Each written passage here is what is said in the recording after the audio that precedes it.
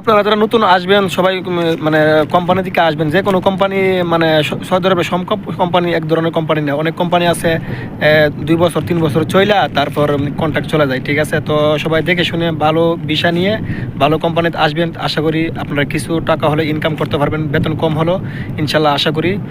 Income করতে পারবেন। কিন্তু যারা মানে ভুলবশত আইসা পরে দালাল ধরে অথবা দূরের লোক ধরা, ওরা অনেক ধরনের ক্ষতিগ্রস্ত হয়, ঠিক আছে, সৌদি আরব আইসা। তো আমি আপনাদেরকে আর একটা জিনিস সাজেস্ট করবো, এইটা হলো আপনারা যদি কোম্পানির দ্বারা কাজ করার সিদ্ধান্ত নিয়ে আসবেন সৌদি আরব, আপনারা যে কোনো একটা কাজ শিখে আসবেন, যেমন ধরেন গাড়ির কাজ, তারপর আরও ওয়ার্কশপের কাজ, বিভিন্ন ধরনের কাজ শিখে আসবেন, ঠিক আছে। আমি মনে করি সবচেয়ে বেটার হবে গাড়ি শিখে আসলে, বড় বড় ট্রাকগুলো আছে, ট্রাকগুলো শিখতে হলে আপনারা মনে করেন কোম্পানির মধ্যে ভালো ইনকাম করতে পারবেন, কারণ এখন সৌদি আরবের কোম্পানিগুলোর মধ্যে ড্রাইভারের অনেক মানে